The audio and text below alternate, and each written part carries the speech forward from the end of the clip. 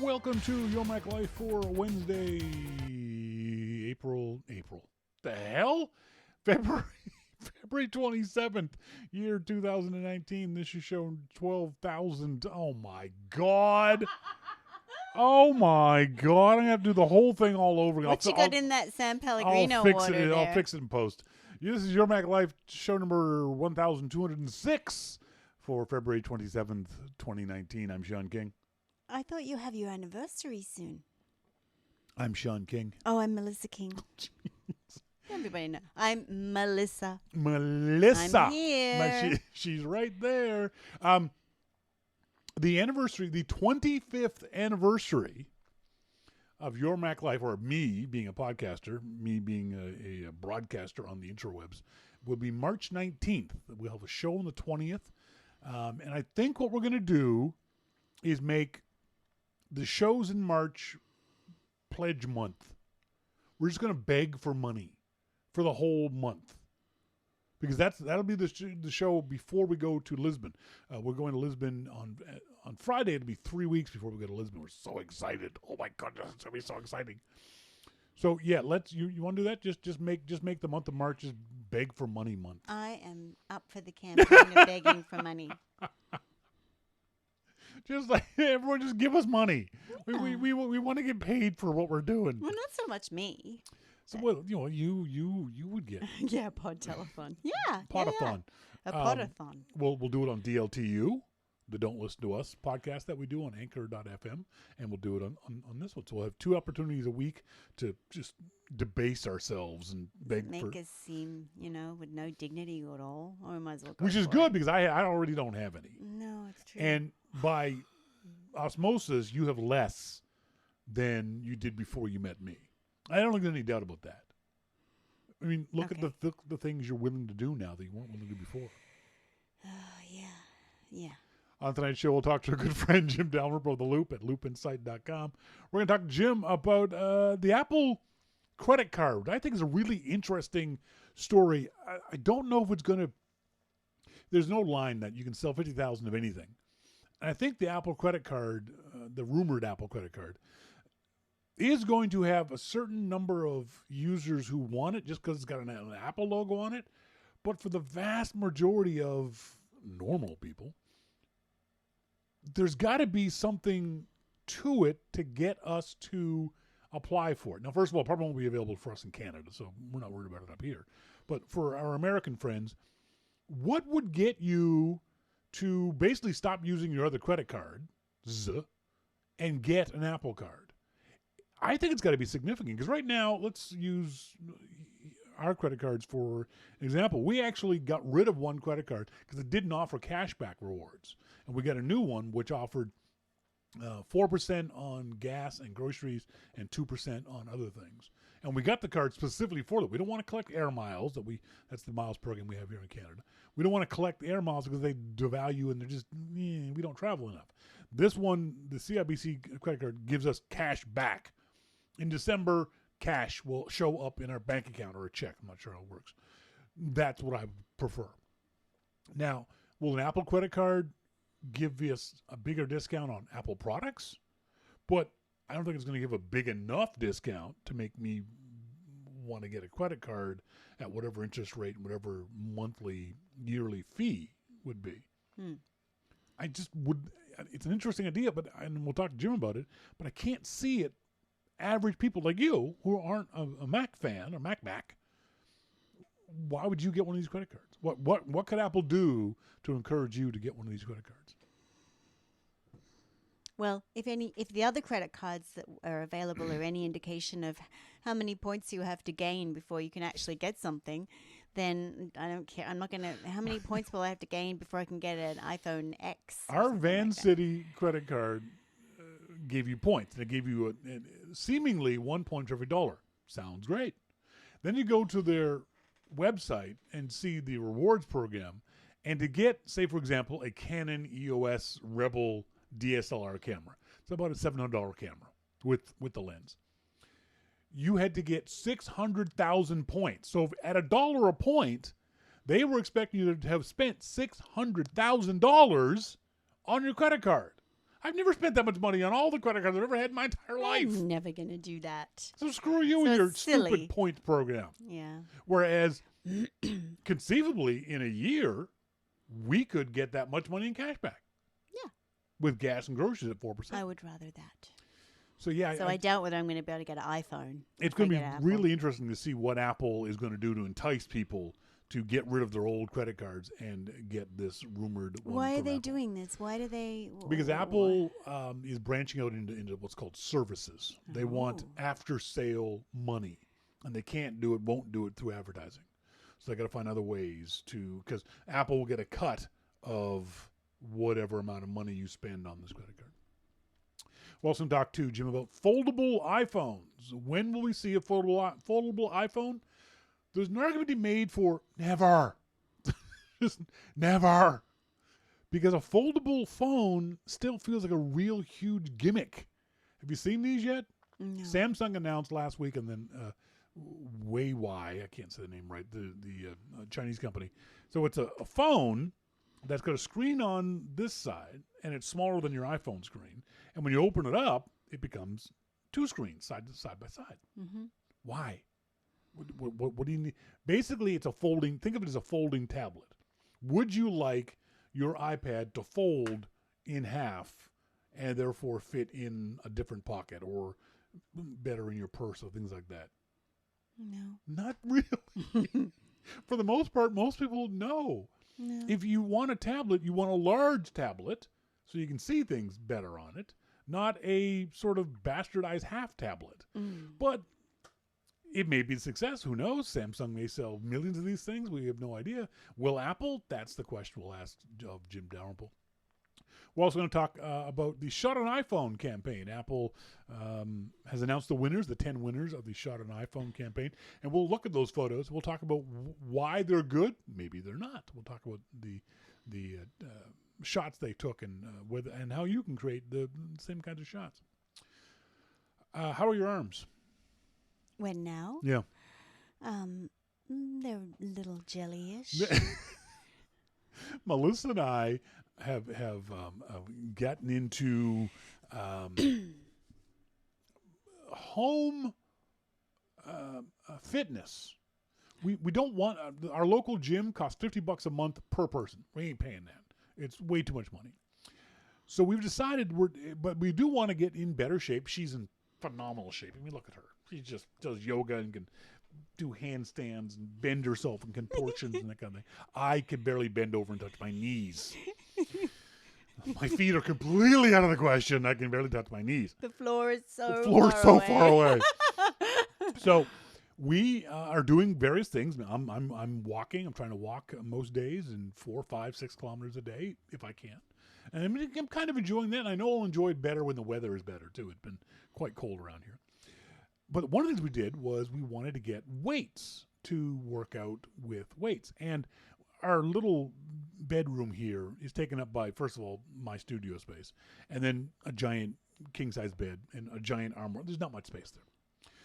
So we got these Bowflex weights. Have you seen these? These are these, what they're called, Bowflex Select Tech. And they're those weights that you twist the dial on either side of them, and it changes how much is on the barbell. So rather than having to slide plates on and off, this thing does it all, and it's actually kind of slick, isn't it? It is pretty impressive. The way the Bowflex stuff is kind of neat.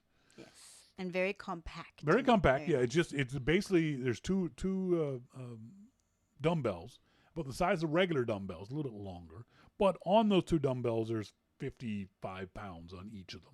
And you can select everything from as low as 5 pounds. 5 to 52. 5 to 52, or something 52 like and a that. half, 52 and a half. 52 And so you can select that, which is kind of neat. Mm-hmm. So on Sunday, Melissa did her little workout, and then on Monday, I did my little workout, and I couldn't use my arms. You couldn't. For like the next 2 hours, Melissa just poked at me. It's like, I can tease you now. Ah. She was awful to me. I was You have not. no idea. Here I was, completely immobilized. My arms were just like... It's actually a kind of funny feeling, isn't it? I literally couldn't raise my arms. My arms turned to jello. Yeah. I haven't lifted weights in any kind of serious way since college. I've done moving and moving furniture and that kind of stuff. But actually doing weightlifting, I haven't done since college. So I went through the beginning level program on the Bowflex app, and just my arms just I know it's could not work. yeah. You kind of get a bit giggly. I was getting a bit giggly when I couldn't use my arms. Well, and then you were poking at me. You realized you could beat the crap out of me if you So literally. cool. He's rendered helpless after he does his weight workout. You literally could have beaten the living hell out of me, and I couldn't I defend know. myself. He couldn't even hug me. I couldn't hug.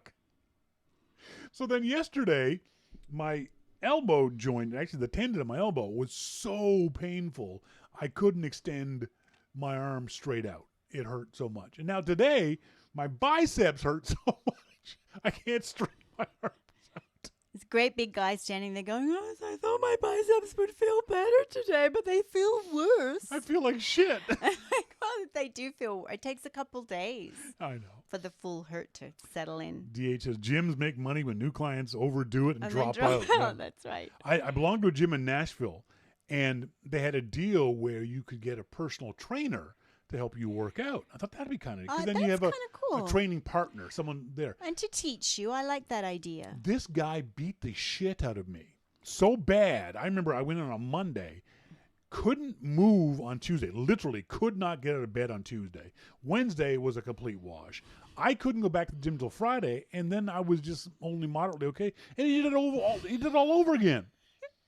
And Okay, after, so that's too much. Absolutely. He didn't know what he was doing. Oh, he then. did not. He absolutely did not Yeah. know what he was doing. Yeah. When he put a brand new, and I told him, he could see me. I told him I'm out of shape. I've been lifting weights in years.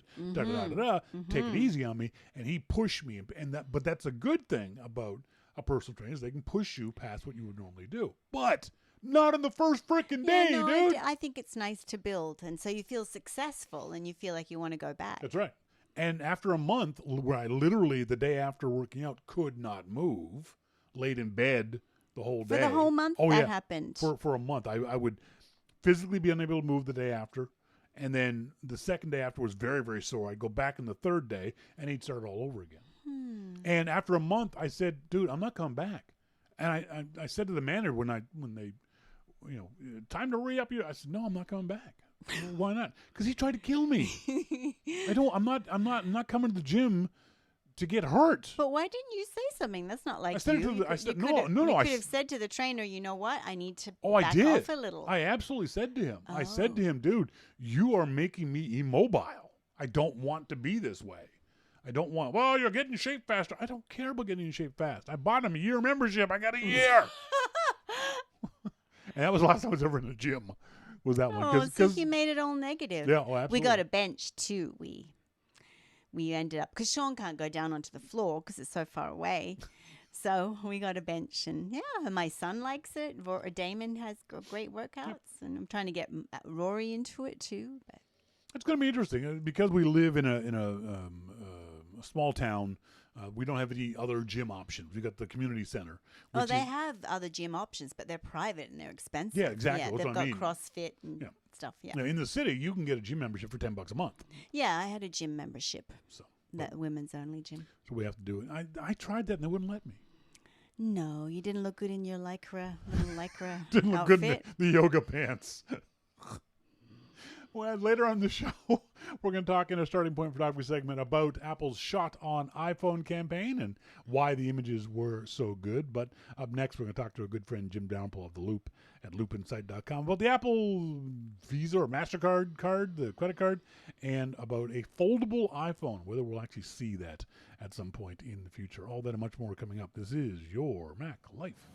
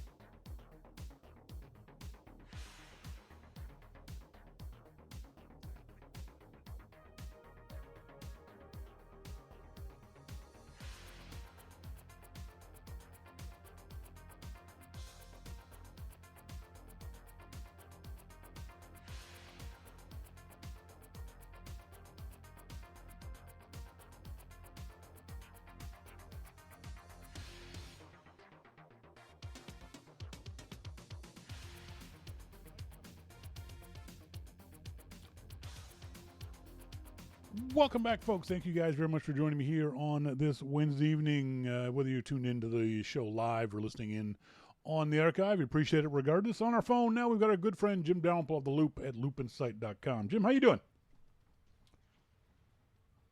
Jim?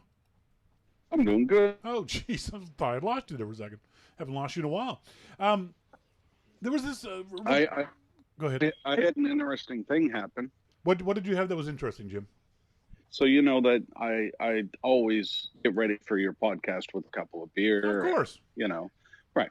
So I put on my headphones. I was, decided I listened to list that I have. Good, bad. So, Hang on, Jim, your audio is terrible. Everything you just said is completely broken up. Yeah, Mosquito's saying you're chopping out, you're cutting out horribly. Are you in the usual place under the bridge? I am. That's weird. Okay, can I call you right back and see if we can't get a better connection? Okay. Okay, sorry. Yeah, sorry, folks. That was awful. I have no idea why that happened. Usually it's not as bad as that. So let me call Jim again. Oh, geez, very loud. Hey. All right, let's see if this one works any better. Sorry about that. So I put on some classic rock. Is it cutting out again? A little bit. Try again. You put on some classic rock. My audio from my head keeps changing. Yeah, it's definitely not working well here. That's for sure. It's weird. I've never had that happen before. It's the same setup as usually have, right?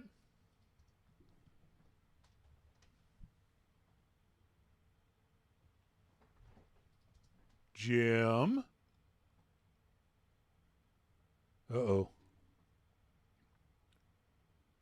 Yep, no, that call dropped.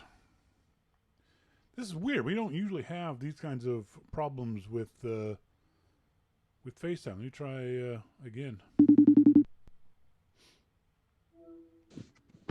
Hey. Dave D says maybe you need a Samsung phone. Oh, that's harsh. That's pretty cold, dude. That's cold. That's cold. Okay, but I guess I deserve that. So I put on some George Sugar, Bad to the Bone came on. Yep. So I was playing air guitar and getting right into it outside, getting ready for the podcast. Yeah.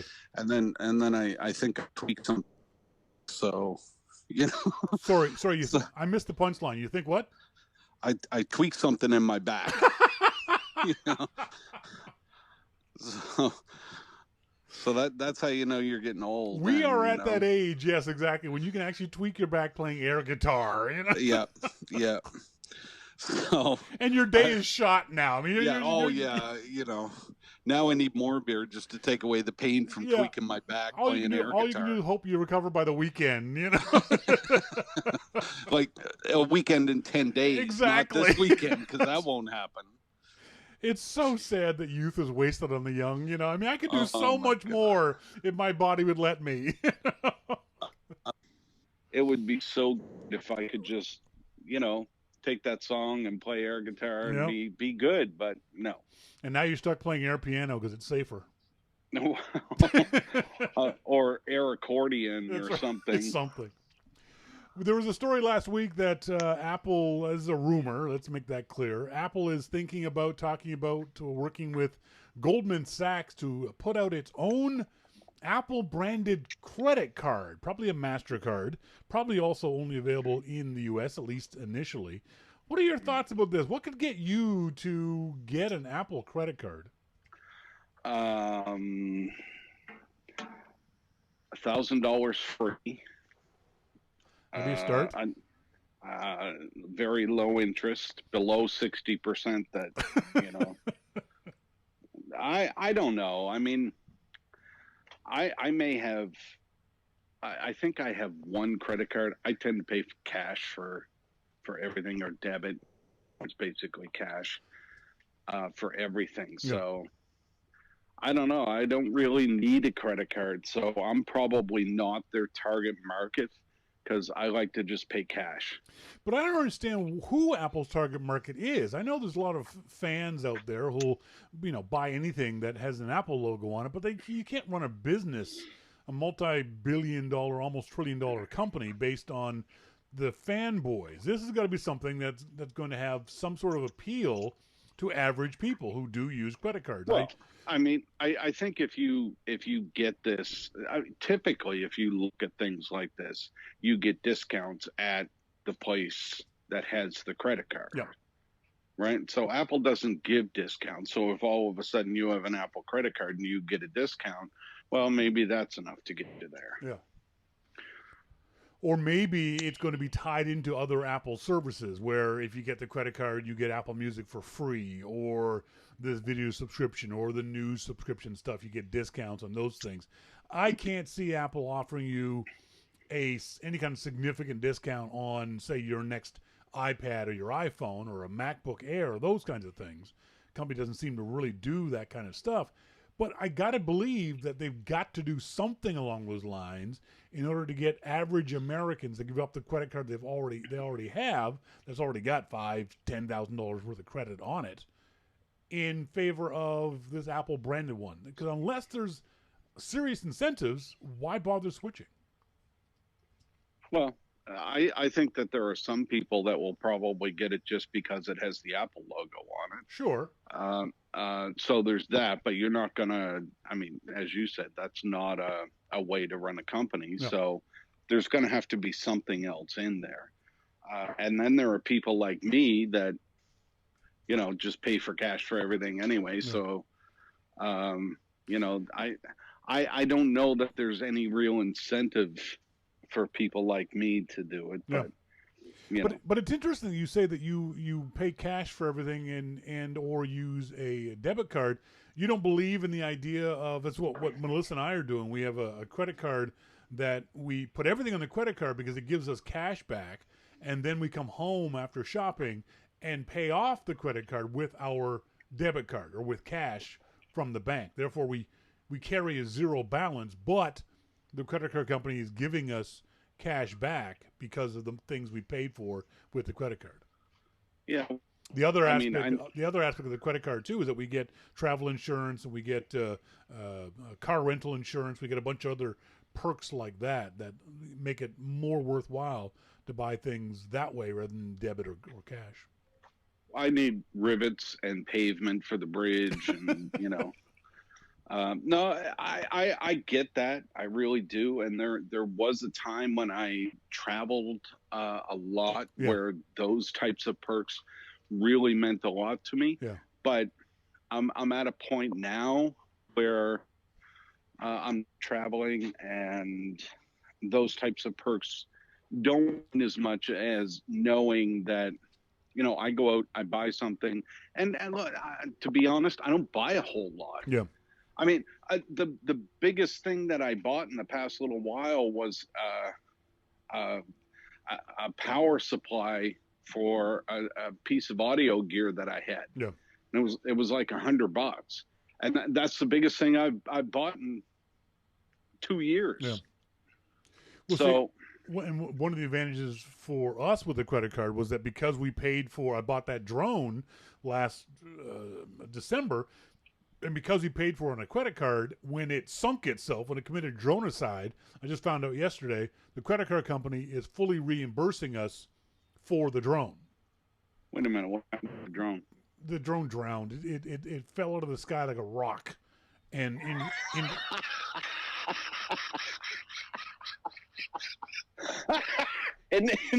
into a lake, into the harbor. You're such a dick. Oh shit! Well, really, you're laughing awful at me losing $2,500 for the drone. You find that funny? You paid $2,500 for that's how much drones cost? That's how much the good ones cost. Yeah. Oof. Well, I'm sorry to hear that. Really. Dick. I thought you were joking when you said it drowned. Oh no, it really did drop into the harbor. It did. It fell into the harbor. You should. And there's no way to get that back. Nope. And if there had been audio, you would have been able to hear this. No, plop, as the thing went into the drink. So I just found out yesterday that Visa is fully reimbursing the cost of the drone. If you had bought that for cash, you couldn't do that. If you bought that with a debit card, you couldn't do that. So credit cards do have a place for people if they're used properly. So no, I agree with that. A lot of people misuse credit cards. Yes. But how does Visa know that it actually went into the drink? Basically, it's faith. Interestingly enough, DJI required me to send the drone back. I've got DJI insurance on the drone. And they required me to basically recover the drone and send it back to them. No matter what condition it was in, I was supposed to send it back to them. Visa basically says, if you send us a notarized letter that says, I promise I'm not lying to you, we'll give you $2,500. Wow. Yeah, that's now, if you do this 3 or 4 times in a year, they're going to be suspicious, but it's a one-time thing. This made a big difference. This was a huge deal for us, because otherwise, we would have been out that money. I bought this limited edition Van Halen guitar. Nice. And it broke, and I'm going to need a new one, another limited edition Van Halen guitar. Here's a notarized letter that I notarized myself. That's right. Note my signature. Wow, I didn't realize it was that easy. Yeah. It's obviously it's a leap of faith of Visa that they trust their customers on these kinds of things. Now, if our home insurance had covered it, our home insurance doesn't cover aircraft, but if it had covered it, Visa would have just covered the home insurance deductible. But I'm kind of glad they did not do that, because then our home insurance would have gone up. Our deductible might have gone up too. So Visa covering this, big props to Visa for allowing us to, and their insurance company, a company in Canada called Assurant Insurance. I put the order in immediately after they told me it was okay, and getting the backup drone is coming on Tuesday. So yay me! Wow. Damn. Well, good for you. So there's a big advantage to now. It's only for 90 days after the date of purchase. So if it had been on the 91st day that it drone decided itself, then I wouldn't be able to claim it with Visa. But because it was within the 90 days, Visa was able to do that. Plus, other things like on credit cards, they'll double your warranty. So if you buy a MacBook from Apple and it's got a 1-year warranty, your Visa card automatically doubles that warranty to 2 years. So you may not have to pay for Apple Care. So there are advantages. And again, if you use them responsibly, like I said, what we do is we buy stuff on when we go to buy gas or groceries. You put it all on the credit card. Melissa's having a blast paying stuff with her Apple Pay. She still thinks it's magic that her phone can do this. And then when we come home, we immediately go to the bank and pay off the credit card with the debit card or with the cash in the bank, and therefore we carry a zero balance in the credit card. Yeah, and that's a smart way to do it.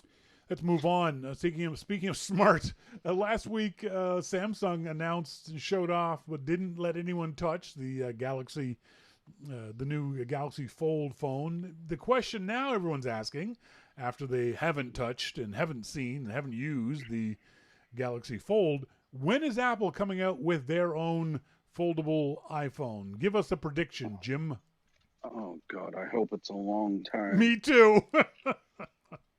I really do. I hope it's a long time. I mean, I don't doubt that, Apple has certainly looked at it and has wondered about it and things like that. But think back to renders and, all the fake stuff that you've seen about foldable phones. And they're all very thin, and it just kind of folds out, and it's really cool and all of that. Well, that's not what we have in a foldable phone. Yeah. And I don't think that even the people that did the renders thought, oh yeah, this is going to be $2,000. So I don't know when or if Apple will think about doing that. But can you imagine the headlines if, even one of those phones failed, And they're gonna fail. and they're gonna fail. I mean, it's Samsung, first of all, brand new technology. It's a quantum leap past what we've had before. And by the way, folks, Apple has applied for and received versions of foldable phone patents since 2014. So Apple's had this information. They have been working on this kind of stuff since at least 2014. They haven't released it for whatever reason. Now, one of the issues Apple has is that the only manufacturer they can source these displays from is Samsung. And there's no way Samsung's going to sell bendy displays to Apple. It's just not going to happen. So Apple's going to have to find some other company to do it for them. And right now, Apple rightfully brags about how good their displays are, and they're not going to go with a third-party, third-class display. It's just not going to happen anytime soon. I don't even know if it has to happen. I don't. Do you get the same feeling that I do that foldable phones are the 3D TV of 2019? That it's just a gadget, a geek toy, a gimmick that's going to fade away inside 18 months? I mean, it's I've heard from quite a few people, and these are smart people. I said basically what you said last week, in that it seems to be a problem looking for a solution. And I agree with that. I'm not sure what the problem is that those things solve. And again, take any of your favorite products, and chances are those products solve a problem. Somewhere in your life, they solve a problem. This does not appear to solve a problem. Yeah. I'm not sure, besides showing off and saying, look what we can do, I'm not sure what else it's really there for. And I mean, what happens on the 1,000th time you've opened that? Yeah, yeah. You know, is there a crease? Is there dead pixels? I mean, the problems can just be outrageous. Yeah. And the other thing I don't think enough people have looked at is when you look at the demo of the Galaxy Fold, and by the way, again, no one in the media or reviewers have laid a hand on this thing. We've only seen it on videos and in the hands of Samsung execs. They haven't allowed anyone else to play around with it. But even in the video, you can see, and I didn't even really notice this until someone pointed out, the front screen of the Fold is actually smaller than an iPhone screen. I think it's only 44.6 inches diagonally. So it's significantly smaller than most of us have an iPhone already. It's only when you open it up that you get that larger display size. So it's kind of useless as a phone on the one screen. And then as a tablet, I don't think it's big enough to be a tablet. Yeah, right. You know, I think it's caught between a rock and a hard place. It's too small a phone and too small a tablet, but then when you fold it in half, it's too big to go into your pocket. Right. Yeah. So a clear winner. Yeah, and it's $2,000. And that's right. And it's $2,000. I mean, this is going to be the Google Glass of 2019. I would predict that Samsung will not be selling these things in 2 years. I think the market, I think this is such a gadget, such a gimmick. The average people don't want. Techies and nerds want it. Sure, go ahead and buy it and spend $2,000. But I think we'll see other manufacturers come out with these. As we said, Huawei has come out with their Mate X, which is the foldable version of it, which isn't as good as the Samsung Fold. Because on the Android side, everyone's looking for some way to differentiate themselves because they're all running the same software. So they're trying to find hardware ways of differentiating themselves. And I don't think this is it. If you want a tablet, you want a big tablet. You want the biggest one you can afford, and this one isn't big enough compared to an iPad or compared to a Surface or other Android-based tablets. It's just not going to happen. Well, no, I agree with that. I agree 100% with that. And yes, will other companies come out and copy it and try and make a splash with it and sell their $1,500, $1,800 version of this phone? Sure, they will. No. But is it gonna be around? I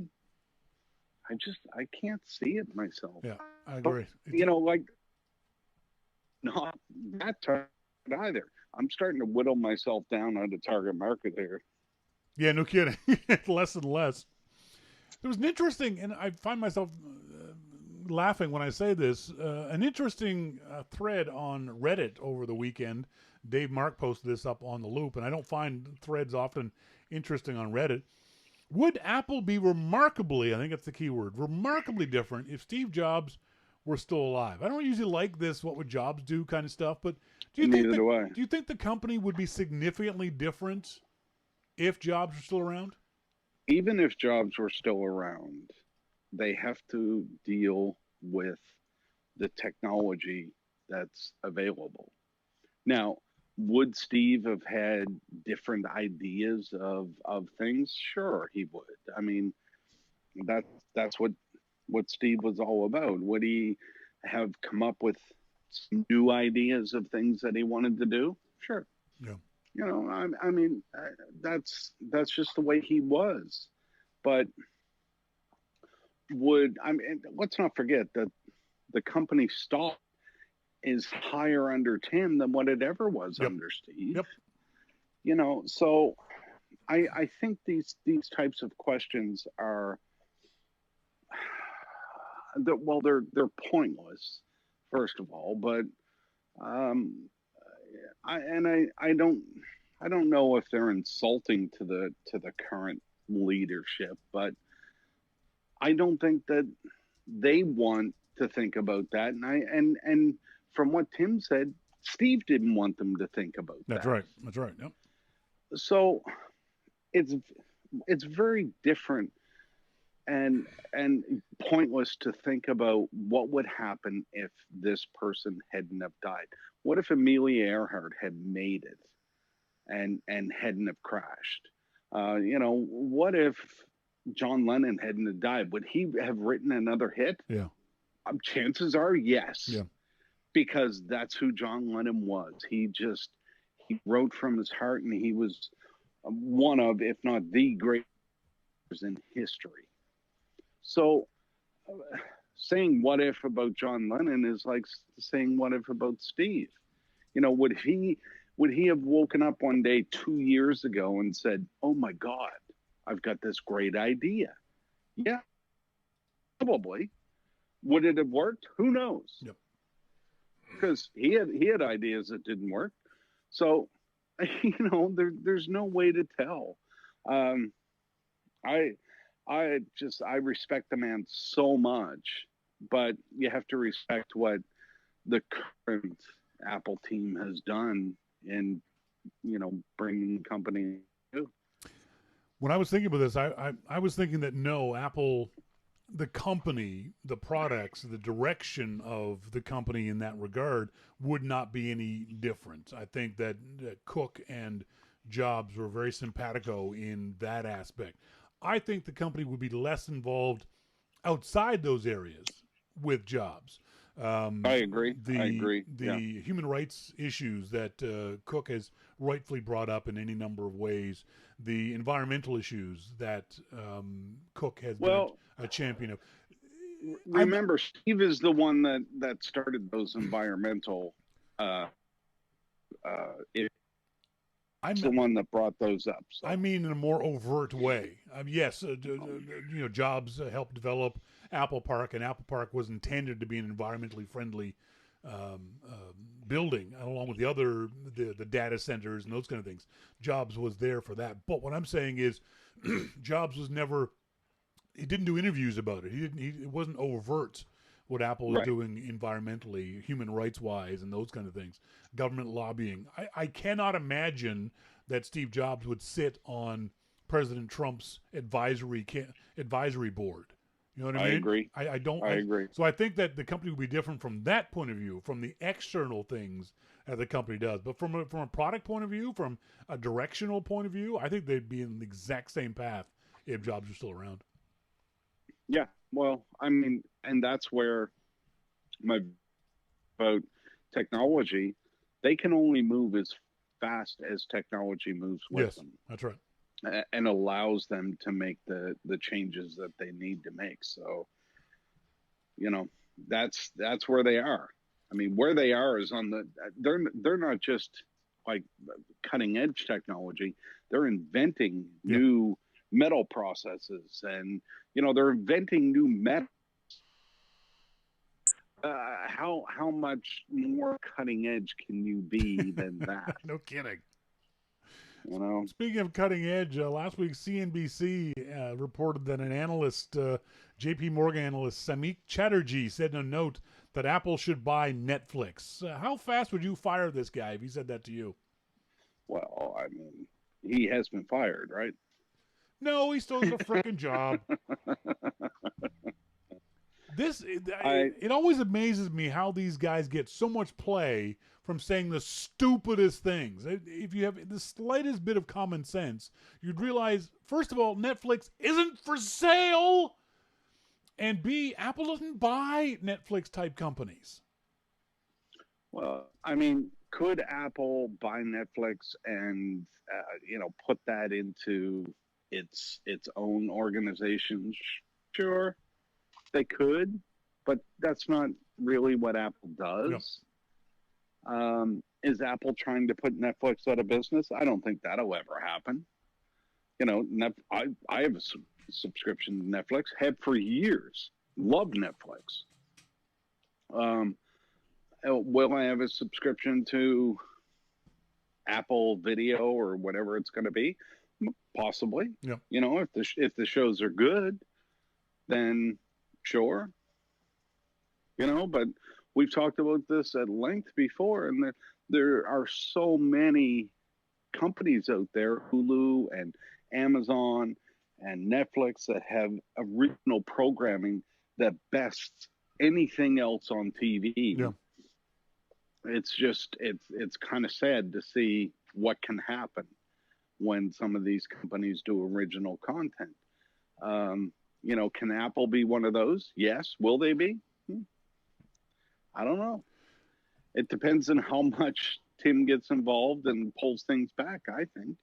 I think for me, I like the idea of Apple's original content, because the more original content we have, the better things are going to be.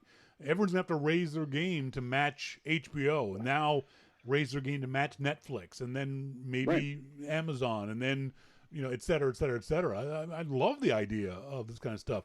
But the idea that Apple's going to buy Netflix or Tesla or any other major multi-billion-dollar company is laughable on its face. Those companies are not for sale, and Apple doesn't need that massive kind of company. They buy small companies for very specific people and or technologies that they can then fold into the things that Apple's going to be doing in 2-3 years down the road. So anytime you see a story that Apple should buy some other multi-billion-dollar company, you can safely ignore this stupid story. And let's not forget, Apple could buy all of those companies that you just mentioned, right. and not even blink. That's right. I mean, really, they've got hundreds of billions in the bank. They have a $250 billion in the bank. Yeah, in the bank. In the bank. They're not going to have to sell a building in Cupertino to make that happen. That's right, exactly. I mean, they probably own the building that Netflix is in. Yeah. You know, I mean, it's not for a lack of opportunity. They could just walk in and throw down as much money as Netflix wanted and buy them. Yep. But they're doing the exact opposite. They're building. So again, is that the right decision? Well, who knows? I mean, it's easy to buy a company and then claim that fame as your own. But, you know, I think Netflix is doing a great job as they are. Yep. So. Sounds like Project Titan isn't doing so well. Apple confirmed today they're laying off 190 people from the Project Titan group.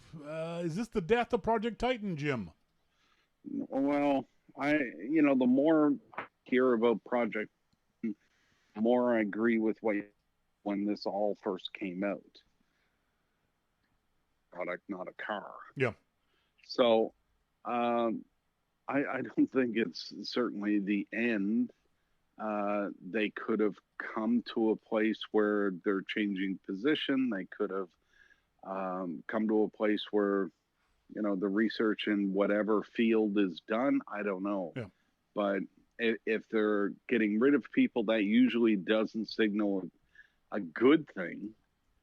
But it's hard to figure out Titan because we don't even know really what it is. Yep. I mean, we're all guessing. And again, I think you had the best guess of all very early on. Yeah, I think I agree with the way you're going about the thinking on this. Is that this is probably the project starting to wrap up or get to its fruition point, and therefore you don't need all those folks that you needed to develop the product to this point. We don't know one way or the other. Although I do find it just utterly laughable that one of the stories said this is a result of failing iPhone sales. Okay, you're a moron. Well, It's got nothing to do with iPhone sales. No, that's just stupid. I mean, even from getting back to Steve, even the stuff you said about Steve, how did Apple make it through, those early 2000s when Apple first, that's how they made it through. Yep. And that's how they would make it through this time. I have to think that there's something else going on. I don't know what it is, but I'm not worried about Titan, and I'm not worried about Apple or anything else. Are iPhone sales going to all of a sudden go up? Who knows? That's an economic question, but that has nothing to do with this. If I put you in charge of the USB implementers forum, the USB IF, I would get a copywriter, and gave you 2 cases of Heineken, force you to drink it inside of say 6 hours, which I'm sure you are perfectly capable of doing. I don't think even you would be drunk enough to come up with what these morons came up with the new branding of USB 3.2. This was the dumbest story I read in the past week. I don't understand. I really don't. I mean, if you look at the description for Thunder or, something like that, Apple will break that down unless you go to a white paper. Yeah. Apple will break that down on their publicly facing site in a way where you can say, oh, I get it. Yep. Okay. It's very fast. Yep. That's what I want. I want something very fast. So I'm going to go get Thunderbolt 3. Yep. Yeah. The USB 3.2. Oof. Yeah, it's not rocket science, guys. Call it USB 4, USB 5, USB 6. I mean, there's lots of numbers in the universe you could have used, but the idea that you're going to call these things super speed USB 10 gigabytes, USB 3.2 Gen 2 times 2, super speed. Oh, come on. Part of the problem is that it feels like the whole USB, the original nature. I spent some time this afternoon talking to Melissa and explaining where USB came from, because now USB is so ubiquitous. A lot of folks don't realize what it was like in the bad old days of ADB ports and printer ports and SCSI ports and all that kind of stuff, and how USB promised to simplify all this stuff. You didn't have to worry about any of it. You just plugged the one connector into your iMac. You turned it over to get it done right because you never did it right the first time. Yep. And boom, you're done. But now we had USB 1, USB 2, and they were different speeds, but at least they were kind of similar. But now USB 3 is a complete and utter hairball for no good reason.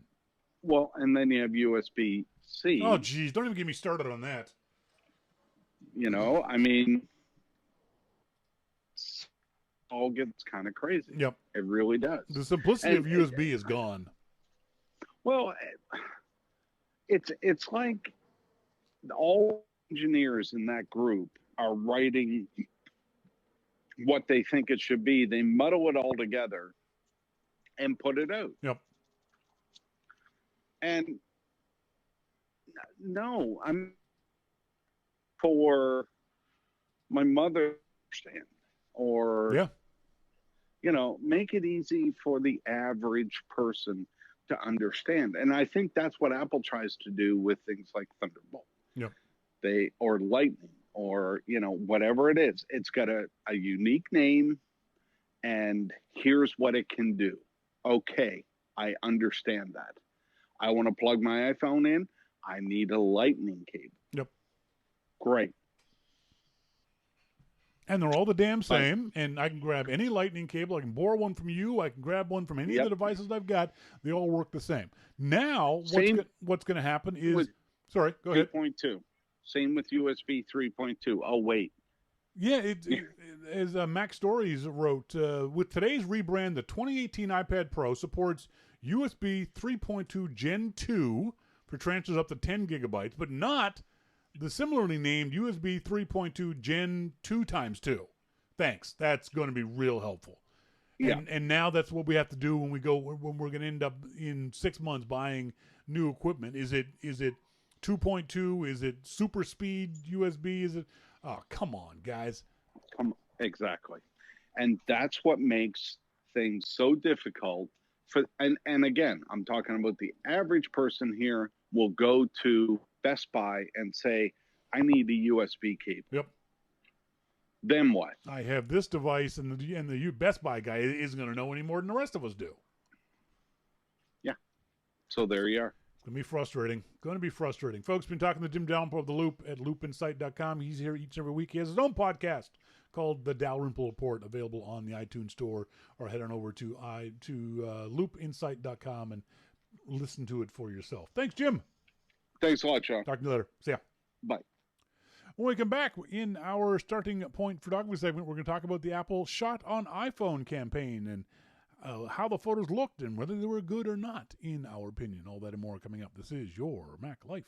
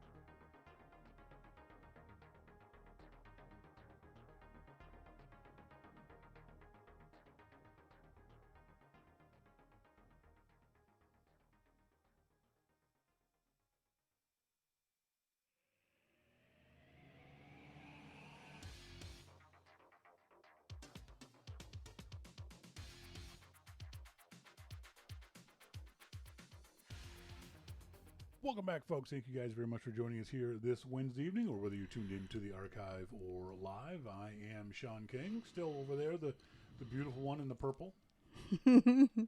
Say hi. Hi. Hi. How are you? Good. Come on, what's my name? Come on, what is it? Melissa. Isn't he clever? He goes to that again. 2 days of hell right there. Let me tell you that right now, boys. Wasn't just because of that. Come on. Don't even start with me. So Apple announced the Shot on iPhone campaign winners. This was the campaign that Apple shot itself in the foot. And this always just surprises me. I guess because I know so many people at Apple in PR, just because I've been dealing with them all these years. And a lot of them have come and gone. And they've often been very, very smart people. So whenever Apple does something really dumb, it makes me go, what the hell are you thinking? As a refresher, Apple said they were going to run this campaign, not a contest, but a campaign, and they were going to take these images and post them around the world to billboards and on commercials and on websites. It was a fantastic idea, but you weren't going to get a dime. Everyone else was going to get something. The guy putting up the billboard was going to get money. The guy who did the ad campaign was getting money. Everyone's getting money except the one who created the ad. And that really rubbed people the wrong way. And it didn't matter whether people were professional photographers or not. Apple seemed really tone deaf in not recognizing the act of creation, in minimizing what can be arguably the most important part of the campaign, the photograph. The thing that made the campaign possible, the photograph, was the one thing that no one was going to get any money for. So they eventually backed down. That we haven't heard how they're going to back down, but how they're backing down. But I'm going to assume that the winners are going to get an iPad, at the very least. And their name, of course. Their names are on. If you go to the website, Apple's website, they have listed all their names, but not their real names. Just the. No, wait. I take it back. I take it back. They do have their real names listed, and their Instagram accounts. So if you didn't have an Instagram account, maybe you were going to be screwed on this.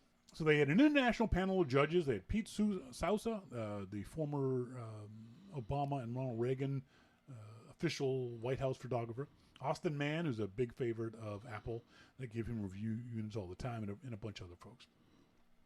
The thing I like about the website that Apple has posted, and I'll put this in the IRC chat room, is they've got a little bit of commentary from some of the judges as to why these images were chosen. So what we're going to do is we're going to go through the images ourselves, talk about them, and see what we think about them. And hopefully the audio works through this stuff. So let me just...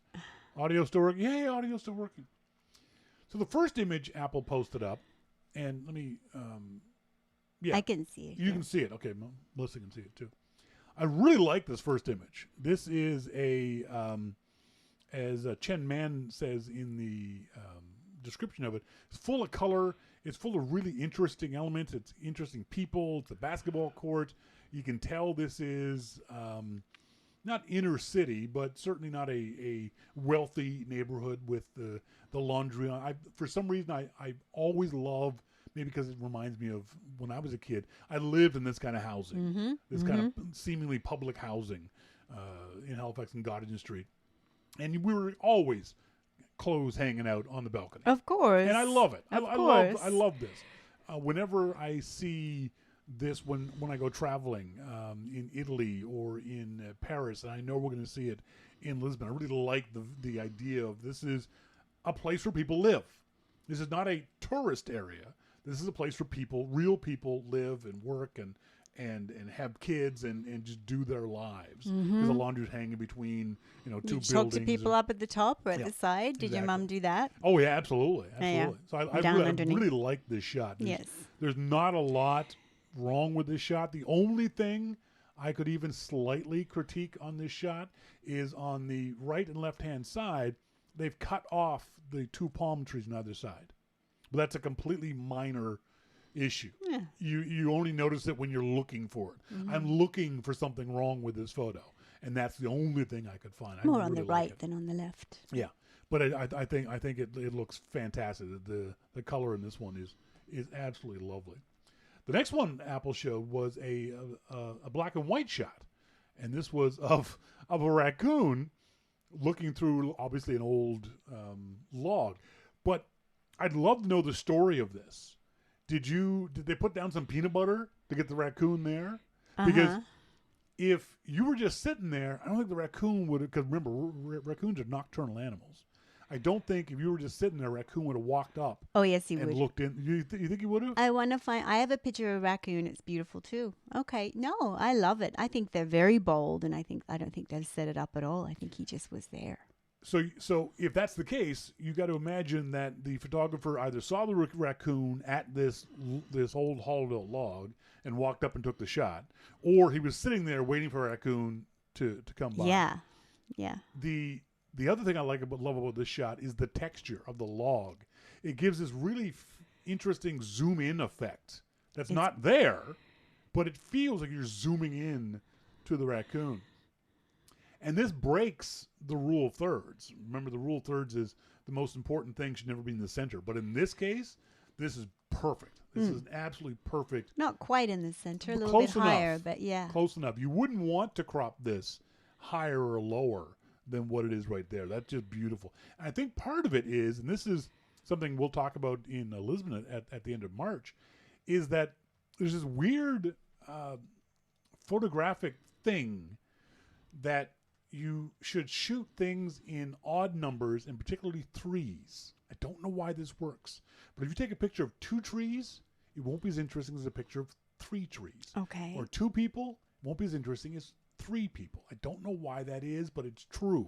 If you look at these kinds of shots and you'll see it for yourself, start looking for odd numbers, 3s and 5s and 7s of stuff. It's just strange. But in this case, there are 3 holes. Yeah, no, I like the holes. And the 3 holes are your 3 things. 3 things, and that's what makes the image, in my opinion, work even better.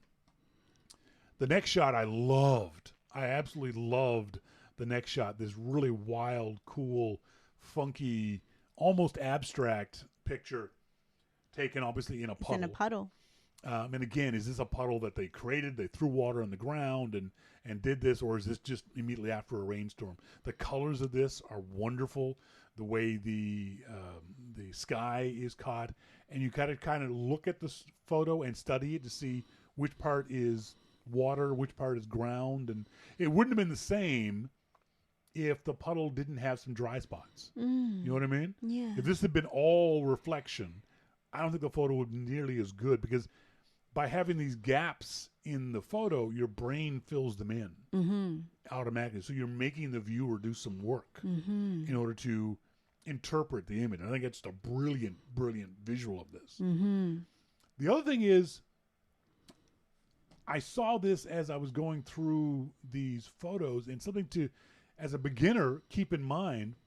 Most of these photos, or certainly these first 3 photos, are pictures that you can take. These are all taken with an iPhone.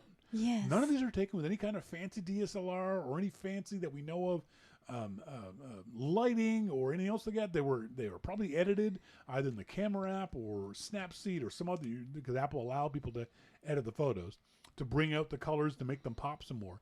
But these are not difficult photos to take. It's just a matter of looking around. The first photo, it's a matter of looking around and seeing that basketball court, composing it, moving around so you get that composition you want of the people on one side, people on the other side, and that lovely building in behind.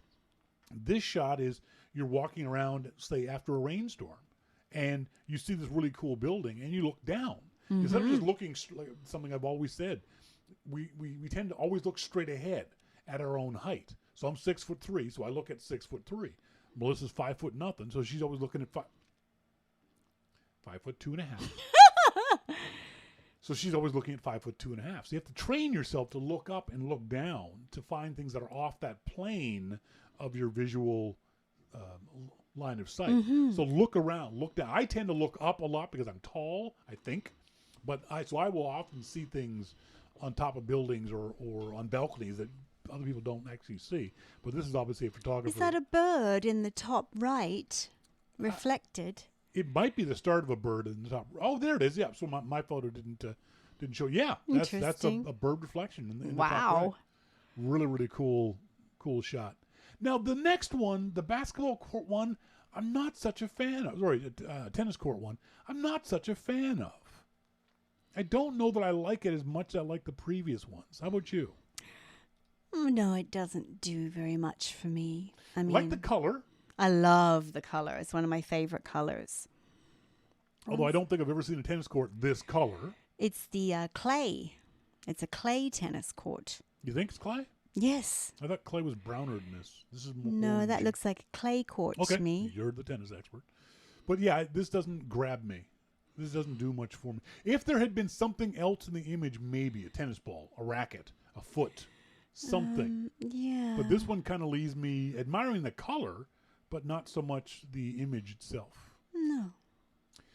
Lots of lines. Next one is another reflection shot, and these are great. Look for reflection shots. One of the best times to go out shooting, especially in cities because the pavement, is after a rainstorm, because you'll get all these puddles all over the place. You get really neat things, and if you can do it, it doesn't really matter the time of day because you're shooting down, so there's less worry about light. But golden hour light or twilight, you can get some really neat reflections of things. So when you're looking for, and this is another example of the, oops, sorry, I didn't show the audience that. This is another example of patience. So go out after a rainstorm, find that puddle, walk around the puddle to see what's reflected in the puddle, and then see if there's people walking around. Wait. Because maybe you don't want people in there, and therefore you have to wait for them to go away. Or maybe you do want someone to walk in your shot just like this and be patient for it. But it's kind of hurry up and wait. So you have to find the shot, wait for the shot, but then be ready to take the shot. Because if you're out on a cityscape shooting this, then you're not going to be able to stop a pedestrian and go, excuse me, would you mind walking just right this way? If you have a model, if you have a friend who can do it for you, then go ahead and do it. But for the most part, this is a street scene, make sure, as we've talked about before, your camera is ready to shoot that street scene. I really like that one. I really like this shot. Really like that image. The next one is very, very sweet, very cute. I don't like the composition from the point of view of the branches that are, just to me, distracting. You see That's what I mean? the Squamish Chief. Is it? That's here. No, it says U.S. Oh, I'm sorry. It looks like the Squamish Chief. It could be. Okay. It could be. So you don't like the composition? Sorry. Well, what? if only because of the branch that's breaking the lines of the little girl right directly in the center lower portion of it, and the other branch on the right-hand side that is also, to me, a little distracting. If they weren't there, I think the shot would be much, much more powerful. I love the mist in that big tree on the left there. Just gorgeous. I absolutely agree with that. and the color in the foreground. The cute little girl looking up. Yeah. Not looking at the photographer, but looking up at a bird or a tree. Well, what is she looking at? Yeah, exactly. No, that's the kind of thing that I have talked about many times. Trying to encourage people to take pictures that tell a story, and sometimes the viewer fills in the story. So you are either consciously or subconsciously seeing this and thinking, "Oh, she's looking at a bird or a tree or maybe a tall person." But you are filling in that story, even if you're not doing it consciously.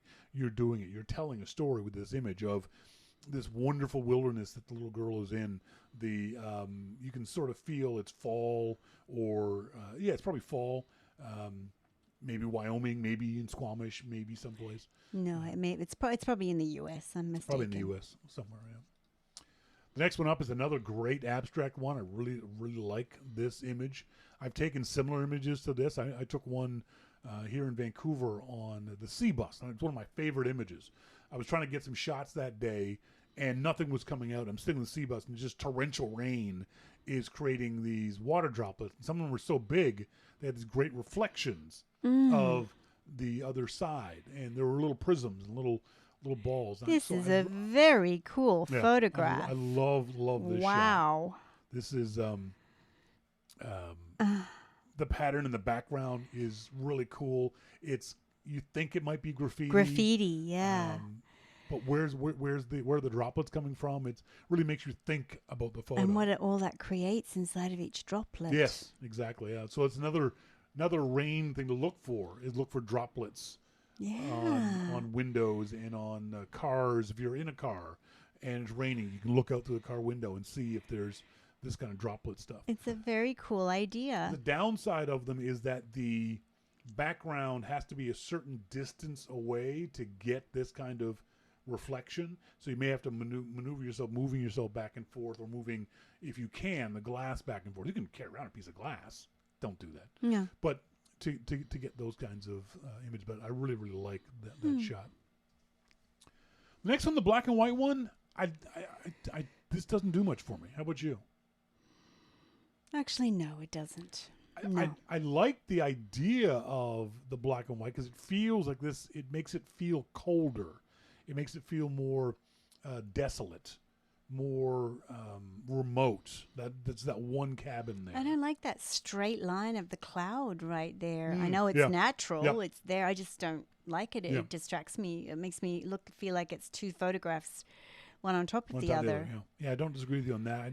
I'd love to see what this one looked like in color. Me too. I don't know that color would be better, but I'd be curious to know what kind of colors were in here. It feels like fall, again, because it's black and white. Maybe it's because it gives that cold feeling that there's no snow on the ground, so I would assume that it was fall. The next shot is my favorite. It is spectacularly beautiful. I saw this shot, and my first thought was, this was not shot on an iPhone. There is no way that's going to be shot on an iPhone. And then I remembered that they allow people to edit it. So this was undoubtedly edited to make those colors pop, to increase the highlights, to decrease the shadows. Beautiful texture. This is a magnificent. This is a photo. I would tell the photographer, print this out. Get this on a poster and put it up in somebody's room. Sell it to me, and I'll put it up as a poster. It's a spectacularly beautiful image. Obviously taken at sunset or sunrise. Not exactly sure. I'm not sure where it is. You're an outdoorsy type gal. That where the rock has in the center of the photo, where the rock has avalanche down. There's a word for that. You know what it is? What, the hoodoos? No. The hoodoos are the things that are sticking up. Oh, you're talking about where it's dead center of the image. There's those rocks that have obviously cascaded down, an avalanche of rocks. There's a word for that. I know it's moraine. Like there's moraine when it's in scree slope. Thank you, Dave. Scree. Thank you, Dave. Dave's such a smart guy. I've hiked up scree slopes. Yuck. That for some reason that makes it look even more interesting to me. Very wild. This is a beautiful, beautiful image. I would love to have this as a poster. Then the last one they have sounds like looks like it's from Germany. I don't know that I like this one either. I don't know that it's interesting enough for me. I think compositional wise, it's well done. I like the composition. I like the clouds. I like the trees. It needs something else. Yeah, it feels and like... And I don't necessarily like this big dark tree up there. On the upper right? In the upper right. You think maybe you get rid of the tree Even or get rid more of it. tree? Get rid of it and then have something else. I don't know. It's got the potential to be quite a dynamic photograph. I feel like I want something else in this image. I want a cow. I want a tractor. I want a horse. Something else in the image to give it or more a kite or something. To give it more life. Like I said, compositionally and the editing I think is very, very good, but the image itself doesn't do a lot for me. A combine, yeah. A combine, exactly. Something.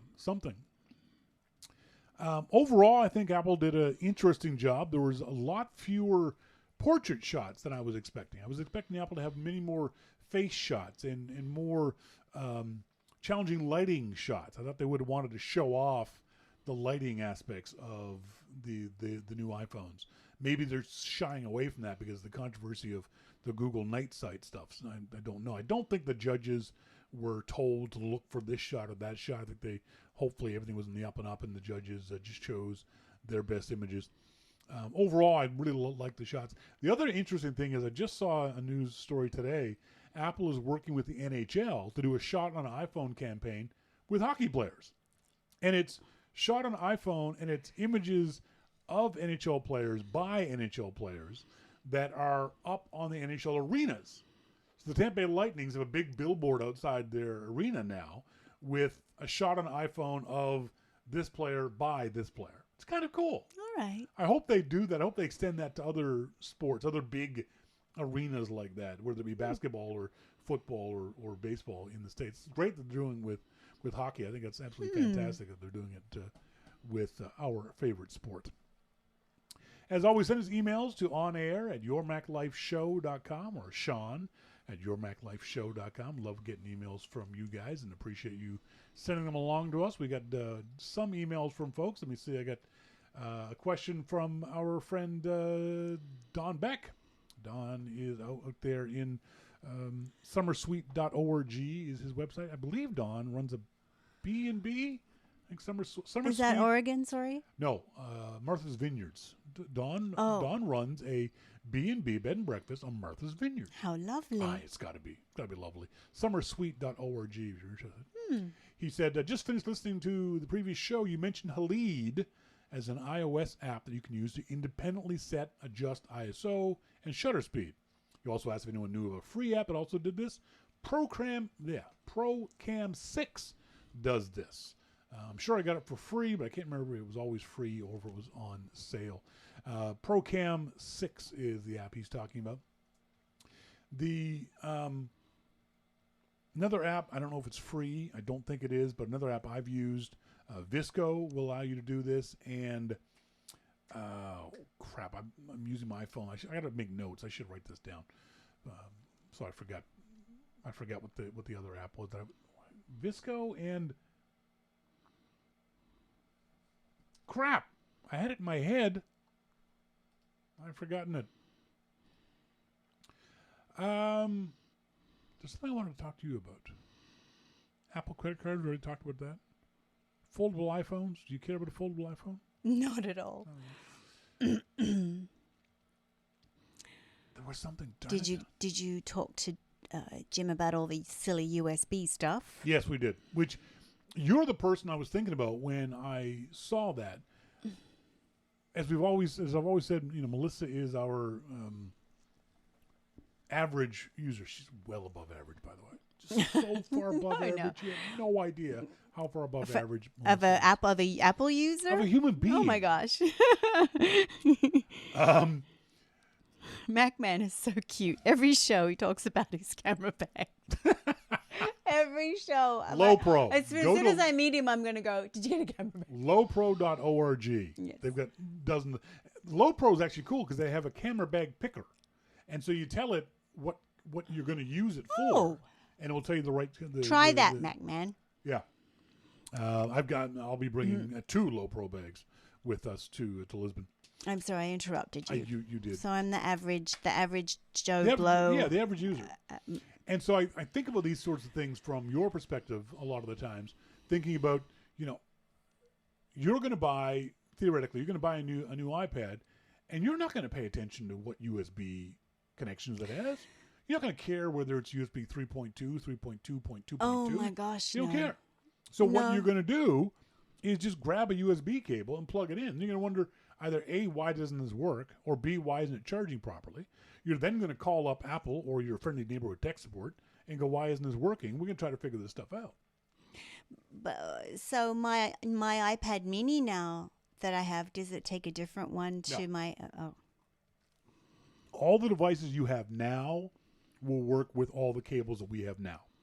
It's only going forward when you buy new gear, and Apple hasn't switched over to any of this stuff. So once Apple starts switching over, say the new iPads, if they announce new iPads in the fall, say maybe those will have the new spec. Will they make them look like a different color or something? Nope. So somebody like you that has 20,000 cords.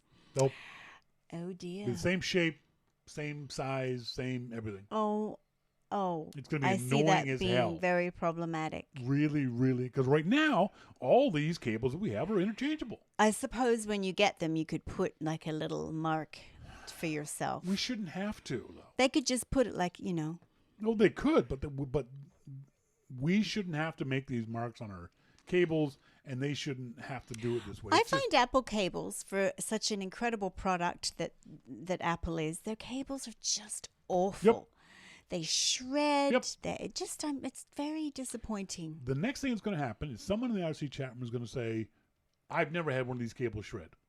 Oh, I've that's had fine. many. That's fine. I've had many too. But it's very interesting to see how so many people, it's almost like half the people have had a bunch of them shred. See, look, Dave D. Melissa, I've never had a problem with the cables. Okay. This- What about your children? My children have. But this is a really weird Mac Man. Same cable my Destin's on my iPhone 5. I think it depends how much you're using it and moving no, it. it doesn't, because my cable on my iPad, the iPad only gets used as an alarm clock, so it never moves. It never gets unplugged. And when it gets unplugged once every 3 days so I can go in the living room and use it. That cable is shredding itself. And yet the cables I have here on my desk that are constantly getting plugged in and unplugged, they're fine so Well, far. then I feel like some of them must be faulty or something. I think that's the issue, is that Yeah. maybe less so now, but maybe at the time, There was Apple's something. there was something. Yeah. But there's no doubt that cables on many of us have gone bad. It doesn't matter whether it never happened to you. People can't dismiss that it has in fact happened to many other folks. So please don't say that, just because it hasn't happened to me, so therefore it's not going to happen to you. And just because you've taught Rory Yes. how to take care of his cable. Little tidbit of information that I did not know. I don't know when this changed. I saw this on a forum, and then I saw it on Twitter, and Cuba Mark said, "Hey, Tim Cook, looking to replace my MacBook Pro. Just found out that AppleCare Extension, or AppleCare Plus, previously available until the end of year 1 of ownership, now must be purchased within 60 days. Did you know this? What happens is you'll buy a new laptop, and Apple says, would you like to buy AppleCare with it? And you say yes or no. Apple says, if you say no, Apple says you have 1 year from the date of purchase to buy AppleCare. You get 1 year warranty automatically. You get 90 days of online or phone tech support without AppleCare. 1 year, 1 day later, you no longer have any warranty at all. But if it was 1 year, 1 day less later, you could get AppleCare. You could buy AppleCare. Okay. So what a lot of folks did was they didn't buy Apple, because AppleCare can cost between $200 and $300. Oh. So if you're buying a laptop, it's already going to cost you $1,500. Let's put off spending another $300 for another 300 days, right? I'm going to be covered regardless, so I'll put it off for 300 days. That's what a lot of people did. Yes, I don't Now blame them. Apple is saying you have to buy within 60 days. Still gives you a little bit of time, but not 300 days. For some people, if they've forked out for the laptop in and of itself, they've got to wait to get back on their feet again. It's really annoying and customer unfriendly for Apple to do things this way. Basically, what Apple is doing is, for a lot of us, we're gonna buy AppleCare in 363 days. Apple wants that money sooner. That's what it sounds like. Are they Or- scrambling for money? No, They don't not need yet. it. No. Or they've learned that people who wait 363 days don't buy AppleCare. And so they're saying, let's get this money out of them up front. Regardless of the way Apple's doing it, it's not nice. I don't like it. It's I not just- nice I to just change this kind of policy I like agree. this. It's a little bit of a downer when I first read that. So just wanted to let folks know. I don't know when that changed, because I haven't had to buy a laptop in many years, but I've been looking around, sort of seeing maybe if I can find a deal somewhere. So I don't know when that changed, but it has changed at some point in the past. So you want to make sure you realize that if you're going out to buy. And this is AppleCare Plus on Macs, on iPads, on iPhones, on all Apple products. So keep that in mind. Folks, that's it for tonight's show. I want to say thanks, as always, to our good friend Jim Dalrymple on The Loop at loopinsight.com. you're not giving away anything or anything. Well, you got to remind me before the show's It's over. well, because I reminded you last week. But remind me before the of the show. That's your job. I'm reminding you before the end of the show. No, I've already said the show's over. Once you say the show is over, it's over. Oh my gosh, you're so Sheldonish. Ooh, Dave D says, Shawn King, I have a couple of laptops for sale soon. Maybe. Because all I really need a laptop for is... Might. Might. Because I've got an old MacBook Air, so I only need an Air, but I need it for when I travel to do presentations. Or I need an iPad. One or the other. Because I'm right now, my iMac that's right here, this is what I use all day long. I'm not traveling anymore, so I don't need a brand new much like a brand new full feature laptop. What? Well, you know, DH says that he missed my mid-show commercial. Did you not play it? For heaven's sakes. We're going to have to revamp it and do another one. Yes, because March is begging. We're going to be begging. Yeah. It's going to be a begging. Played month. I could sound like Roger Rabbit. Please! You know, like he says it. Okay, we'll give something away on next week's show. It's the first show of March. We'll definitely remind me. Write a note. Someone in the chat room. Well, I said it. So somebody just take note that I have reminded Shawn we have to give something away. We do. Folks, that's it for tonight's show. Thank you guys for joining us, whether you're listening live or tuning into the archive. What? Siri, remind Shawn to give something away next. We have the techno. We have a tool to quote Shawn. You have a. Let's see. What do you have that you could use to remind you? My Siri doesn't work, so it's not me. Bye. This has been Your Mac Life. I've been Shawn King. Hooroo, as they say in Australia. This has been Your Mac Life. I've been Shawn King. I'm Melissa King. You completely screwed up my ending now. Try again. As always, I've been Shawn King. I'm Melissa King. And you've been listening to Your Mac Life. See ya. Bye. I never used enthusiasm.